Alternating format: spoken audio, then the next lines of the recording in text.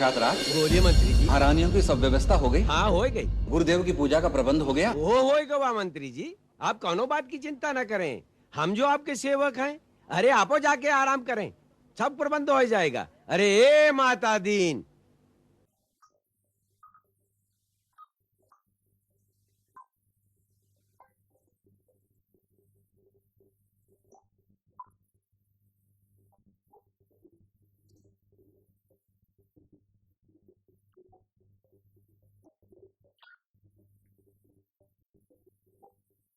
पिता। जी माता जी। भरत ने कहा था मुझे दंड देने का अधिकार केवल राम को ही है। बेटी, तू ही उससे कहना, मुझ पर दया करके मुझ पापिनी को मृत्यु दंड की आज्ञा दे। अब और लज्जा मुझसे नहीं सही जाती। आप ऐसा क्यों सोचती हैं माता जी? वो तो हमेशा आपकी प्रशंसा करते हैं, उन्होंने कभी आपको दोषी नहीं कहा। यही तो सबसे बड़ी यातना है सीता। राम ने मुझ पर कभी क्रोध नहीं किया, उसने मुझसे कभी घृणा नहीं की।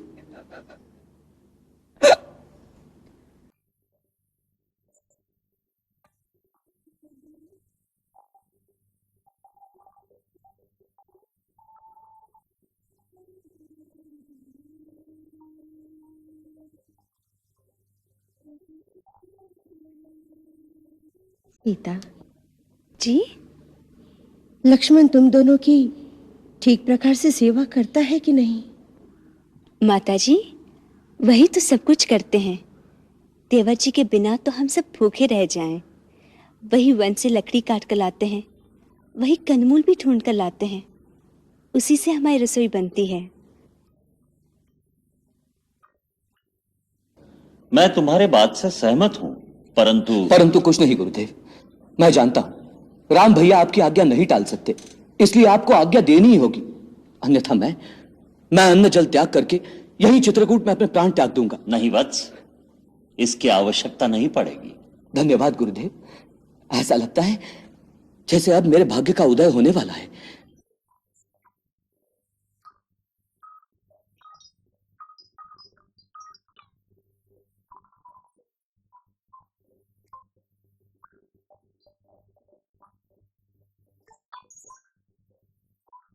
पिता, जी माता जी।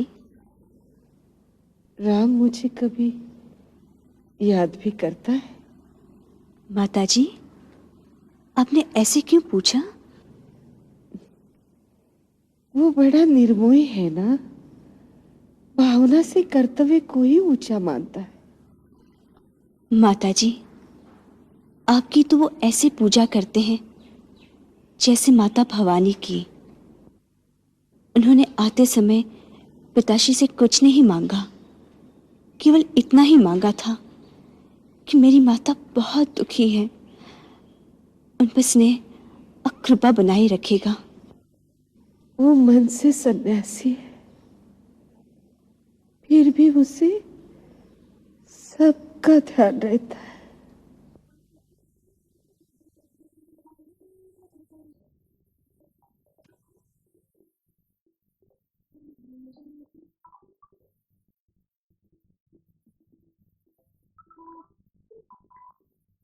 गुरुदेव, वो नहीं माने। राम भैया नहीं माने।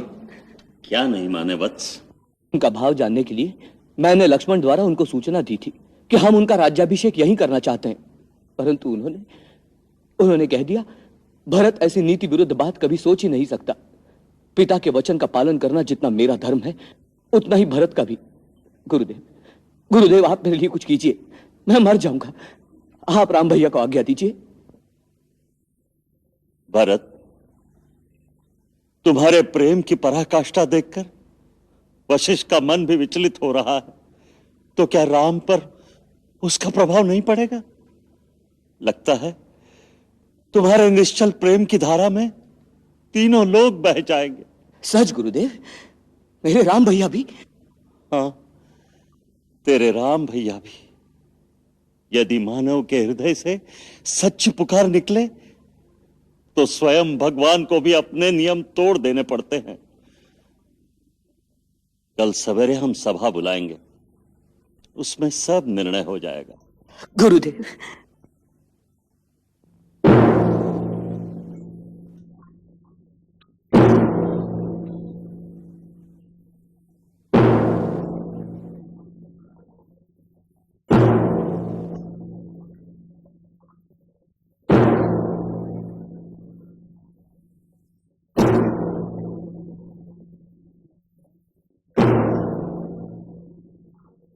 अमिट प्रेम की अमर कहानी, एक त्यागी दूजा बलिदानी।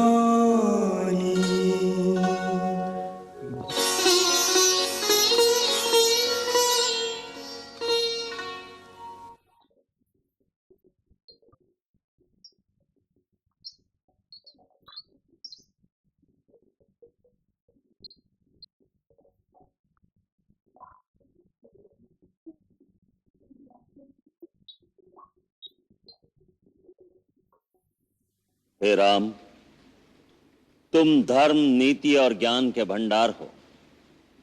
सबके मन के भाव तुम पर विदित हैं और उनमें खरा और खोटा कौन है इसकी पहचान भी तुम्हें है। तुम ये भी जानते हो कि भरत तुम्हारे पास एक प्रार्थना लेकर आए हैं और उनकी प्रार्थना का समर्थन करने के लिए माताएं, मंत्रीगण, अयोध्यावासी और हम भी आए हैं। तुम्हारे वियोग में शोक के अथाह सागर में डूबे हुए इन आत्मीय जनों की दशा बड़ी करुणाजनक है।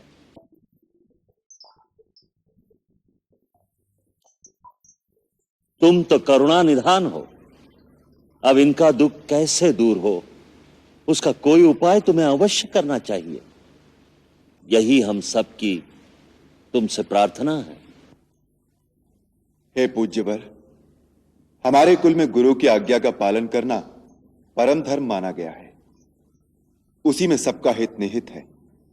इसलिए आप जो भी आज्ञा देंगे सभी उसका पालन करेंगे।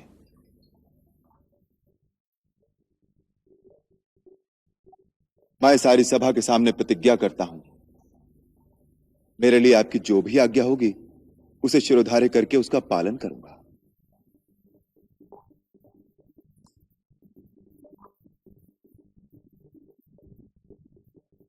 अब आप ही साधुमत, लोकमत, राजनीति और वेद शास्त्रों में कहे गए धर्म के अनुसार जो सबसे उत्तम उपाय हो उसी के अनुसार आज्ञा दीजिए। राम, जो द्वार पर मांगने आता है उसे केवल अपना दुख और अपनी आवश्यकता ही दिखाई देती है। याचक नीति अनीति को नहीं सोच सकता। इसी प्रकार हम इस समय याचक बनकर आए हैं। भरत की पवित्र भ्रातृ प्रेम की तीव्र धारा में हमारी बुद्धि, हमारा विवेक बह गया है। इस समय हमें साधु मत, लोक मत, राजनीति और शास्त्र सम्मत धर्म का आभास नहीं रहा। हमें केवल भरत का प्रेम और उसकी विबलता ही दिखाई दे रही है। हम इतना ही कह सकते हैं कि भरत का हित देखकर जो किया जाएगा वही शुभ होगा। तात भरत, तुम्हारे बड़े भाई कृपा सिंधु हैं, अतः सब संकोच त्याग कर तुम उनके सामने अपने हृदय की बात कह दो।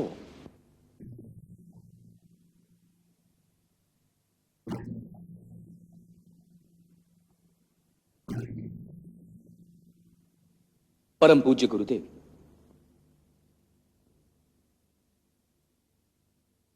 भैया,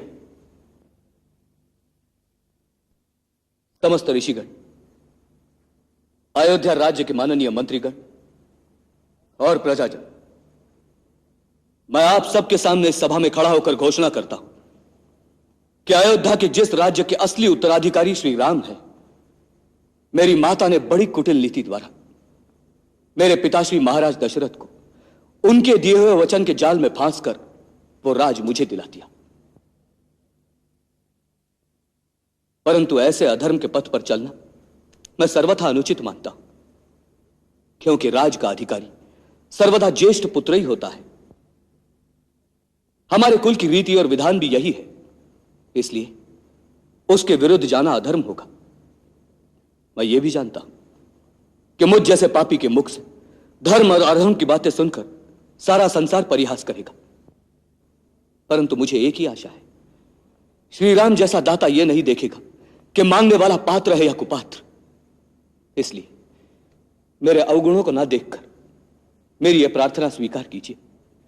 अपने कुल धर्म के अनुसार अयोध्या के राज सिंहासन को ग्रहण करके मुझे और मेरी कलंकिनी माता को अपने पापों का प्रायश्चित्त करने में सहायता कीजिए।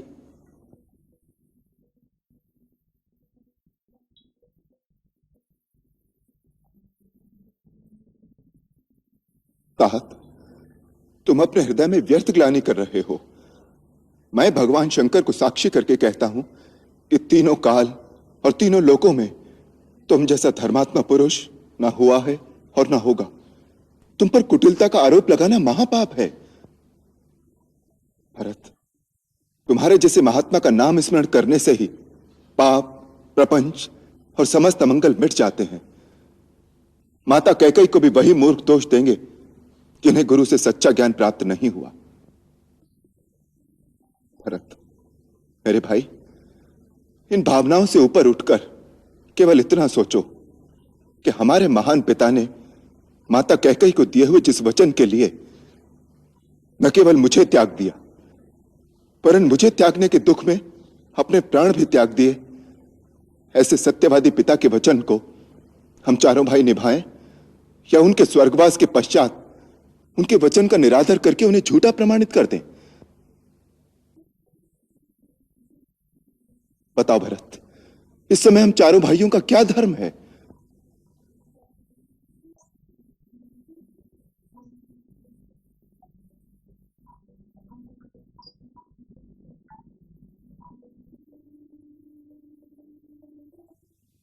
राम,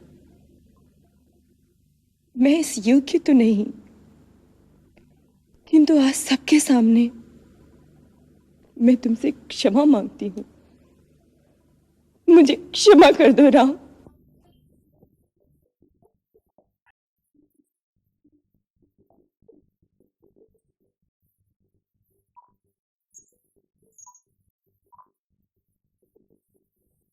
स्वर्गीय महाराज ने मुझे वर दिए थे, वो मेरे प्रति वचनबद्ध थे। मैं आज सब गुरुजनों के सामने स्वर्गीय महाराज से लिए हुए अपने उन वचनों को वापस लेती हूं और तुम सबको अपने उन वचनों से मुक्त करती हूं। इसके लिए बहुत देर हो गई माता। आपको वचन देने अथवा अपना वचन वापस लेने का अधिकार केवल पिताश्री को था। मैं तो केवल इतना ही जानता हूं कि पिताश्री के परलोक सिधारने के बाद उनके वचन का पालन करना एक पुत्र के लिए संसार के सब धर्मों से बड़ा धर्म है। मुझे विश्वास है अपने अंतिम समय में भी उन्हें इस बात पर गर्व रहा होगा कि उनके पुत्र ने उनके वचन का पालन किया। क्या उनकी मृत्यु के बाद हम उनका वो गर्व नष्ट कर देंगे?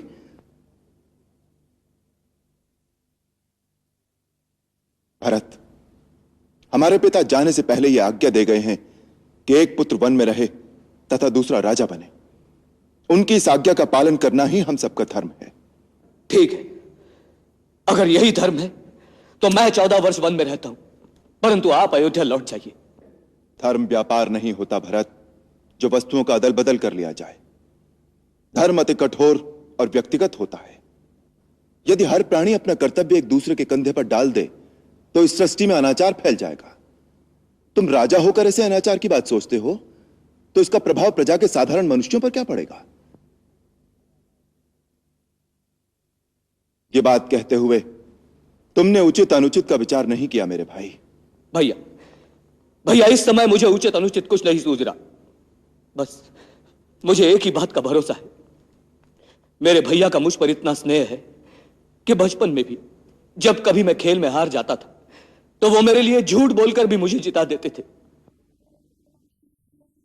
आज भी उसी स्नेह को याद करके मैं अपने स्नेही भैया से यह बात कहने का साहस कर रहा हूं कि आज भी आप उचित अनुचित का विचार त्याग कर मुझे जिता देंगे। भैया भैया, मैं आपका वही छोटा सा भरत हूं भैया। तुम्हारे लिए तो मैं आज भी झूठ बोलने का पाप कर सकता हूं, क्योंकि उसमें केवल पाप का दंड मुझे ही भोगना होगा। परंतु तुम मुझसे वो कार्य करने को कह रहे हो जिससे हमारे पिताश्री का वचन झूठा हो जाएगा।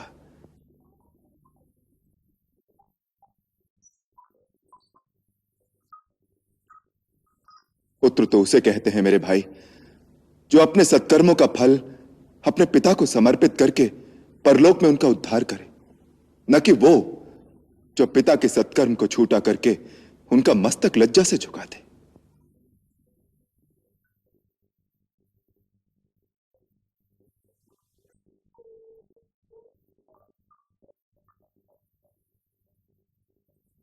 तो ठीक है भैया, आप अपना कर्तव्य निभाइए, मैं अपना धर्म निभाता हूं। मैं भी इसी पर्णकुटी के सामने कुशा बिछाकर अन्न जल ग्रहण किए बिना तब तक बैठा रहूंगा जब तक इसका निर्णय नहीं हो जाता कि श्री राम को भरत प्यारा है या नहीं। नहीं तो इन्हीं चरणों में प्राण दे दूंगा। नहीं नहीं भरत, नहीं।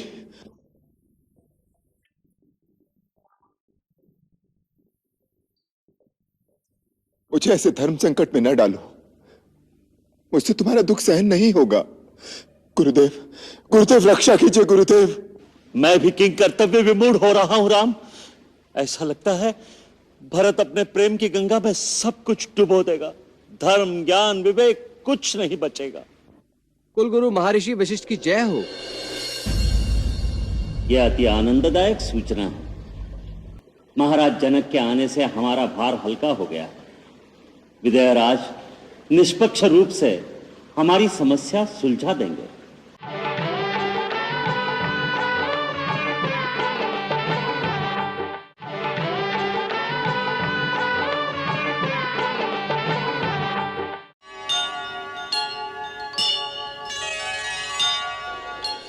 मैं मिथिला के महाराजा जनक का दूत समस्त गुरुजनों के श्री चरणों में प्रणाम करता हूं।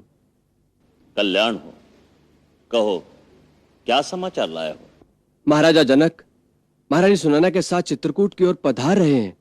अयोध्या के सारे समाचार सुनकर कि भरत ने गुरुदेव और माताओं के साथ चित्रकूट की ओर प्रस्थान किया है, वो स्वयं नहीं रुक सके। वो मंदाकिनी के तट तक पहुंच चुके हैं और मुझे आपको सूचना देने के लिए आगे भेजा है।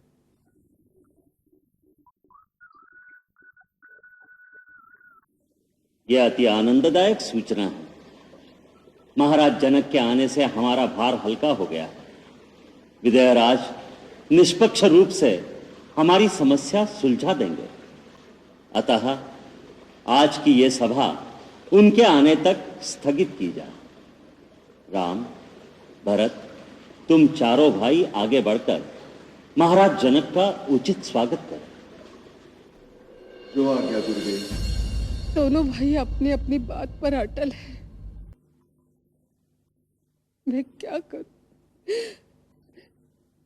मेरा तो हृदय कांप रहा है बहन। इतनी अधीर न हो महारानी। हर रात्रि के बाद प्रभात अवश्य आती है।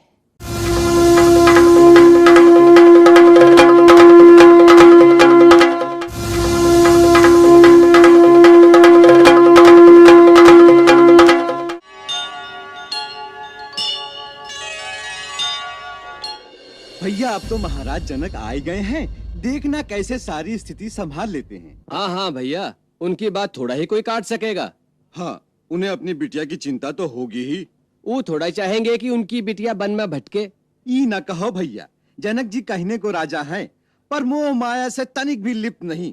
देखना कैसे निष्पक्ष भाव से धर्म की बात करेंगे। अपने भरत क्या कुछ कम है? उन्होंने श्री राम को कैसे धर्म संकट में डाल दिया है। इस समय तो भैया एक पलड़े में धर्म है और दूसरे में प्रेम। जनक जी को बराबर तौलना है। देखना है कौन सा पलड़ा भारी रहता है। बहन, मिथिला नरेश के आने से हम सबको बड़ी आशा बन गई। इस समय दोनों घर में वो ही सबसे बड़े हैं। मन से चिंता निकाल दो महारानी। प्रभु सबका मंगल करेंगे। दोनों भाई अपनी अपनी बात पर अटल है। मैं क्या करूं? मेरा तो हृदय कांप रहा है बहन। इतनी अधीर न हो महारानी। हर रात्रि के बाद प्रभात अवश्य आती है। अब पतवार महाराज जनक के हाथ में है। राम वन में रहे या अयोध्या में, मुझे कोई अंतर नहीं पड़ता। परंतु मेरे भरत की व्यथा जिस प्रकार मिटे, वही निर्णय महाराज दे। देवी, देवी आप उनसे अवश्य कहिएगा। अच्छी बात है। अब आज्ञा दो राजमाता। यदि थोड़े समय के लिए सीता को साथ भेज देती तो आपका बड़ा अनुग्रह होता। उसके पिता ने तो उसे अच्छी तरह देखा भी नहीं। अवश्य ले जाइए देवी, अवश्य।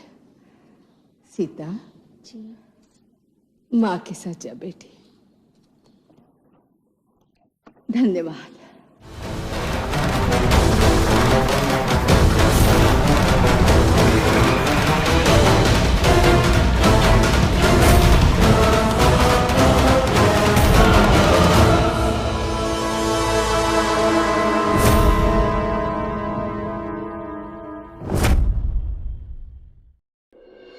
मेरे भाई, आज राम तुम्हारे प्रेम के सामने हार गया। जो राज्य तुम मुझे देने आए हो, मैं उसे स्वीकार करता हूं। 14 वर्ष तक मेरे स्थान पर तुम उस राज्यभार को संभालो। 14 वर्ष के बाद यदि आपने आने में एक दिन की भी देरी की, तो इन चरणों की कसम खाकर कहता हूं, आप अपने भरत की चिता चलती देखिए।